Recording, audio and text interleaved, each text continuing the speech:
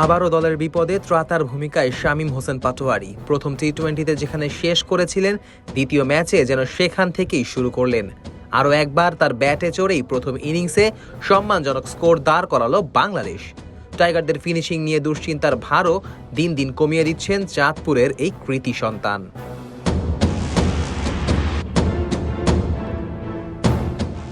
অথচ শামীম যখন ব্যাটিংয়ে নেমেছিল তখন খাদের কিনারাতেই পড়েছিল তার দল। মাত্র ৭২ রানেই নেই ৬ উইকেট।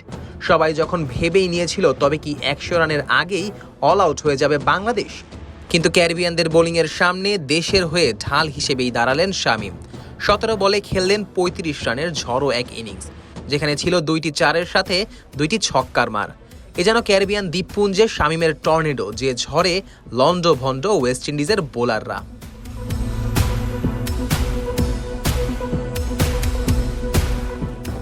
কিংসটাউনে সিরিজের প্রথম টি-20তেও দেখা গিয়েছিল শামীমের ঝড়।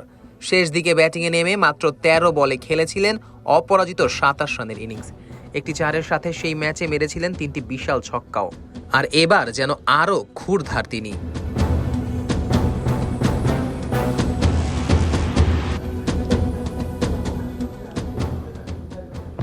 সব মিলিয়ে প্রায় ১ বছর পর খেলতে নেমেই টানা ২ ম্যাচে দেশের জার্সিতে রাখলেন বড় ইম্প্যাক্ট।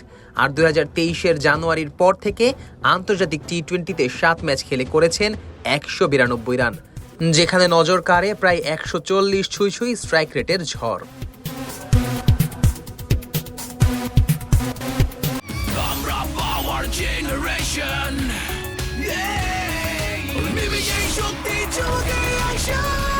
Power চুমুকে action.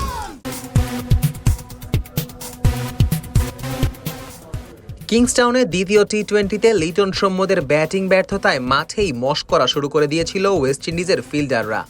একের পর এক বাংলাদেশের ব্যাটারদের আসা যাওয়ার মিছিলে ক্যারিবিয়ানরা আকারে ইঙ্গিতে টাইগারদের ড্রেসিং রুমে গিয়ে ঘুমাতে বলছিল। আর সেই ম্যাচেই শামীমের এমন ঝড় যেন বাংলাদেশকেই লজ্জার হাত থেকে বাঁচানোর একটি গল্প, যেখানে নায়কের ভূমিকায় ছিলেন তিনি নিজেই।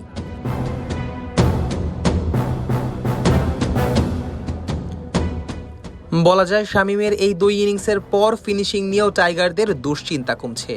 বরাবরই যেখানে শেষের দিকে বাংলাদেশের ব্যাটাররা খেই হারিয়ে ফেলেন, সেখানে শামীমের এই ক্যামিও ইনিংসে আস্থা পাচ্ছে টাইগাররা। শামীম যদি এভাবেই খেলতে থাকেন তবে হতে পারে লম্বা রেসের ঘোড়া। তাতে বলাই যায় শামীম আপনি থাকছেন। Nazmus Sakib, on field.